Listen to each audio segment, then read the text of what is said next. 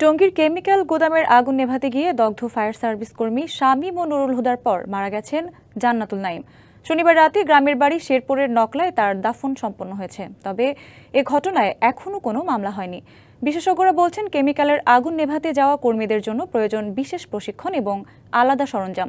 সেই সাথে ব্যবস্থা নেওয়া দরকার অবৈধভাবে গড়ে ওঠা কেমিক্যাল গুদামের মালিকদের বিরুদ্ধে। 22 সেপ্টেম্বর বিকেল 3টা টঙ্গীর সাহারা মার্কেটে কেমিক্যাল গুদামের আগুন নেভাতে গিয়ে দগ্ধ হন ফায়ার সার্ভিসের কর্মীরা।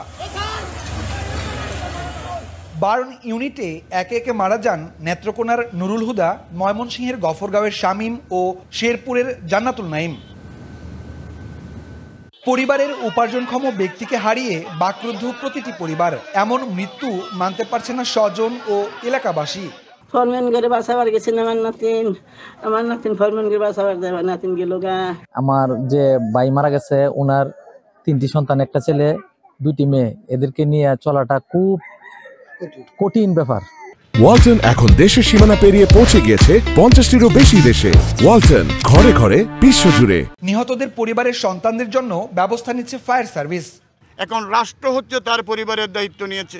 তার যে সন্তানেরা যতদিন পর্যন্ত লেখাপড়া করতে চায়, পড়ানোর দায়িত্ব কল্যাণ তহবিলকে দিয়েছেন।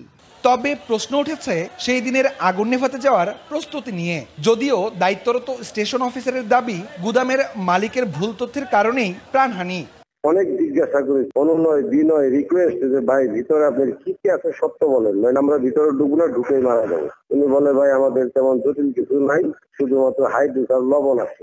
বিশেষজ্ঞরা বলছেন, কেমিক্যালের অবৈধ মজুদ বন্ধের পাশাপাশি প্রয়োজন বিশেষায়িত ফায়ার ফাইটার বাহিনী তৈরি করা। তা না হলে থামবে না এই মৃত্যুর মিছিল।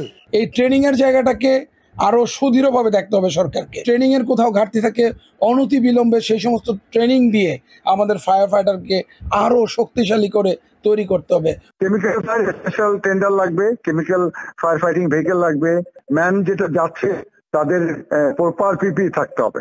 টঙ্গীর কেমিক্যাল গুদামের আগুনে চিকিৎসাধীন অবস্থায় মোট মৃত্যু হলো 4 জনের। ইমরান হাসান রাব্বি, ডিবিসি নিউজ, ময়মনসিংহ।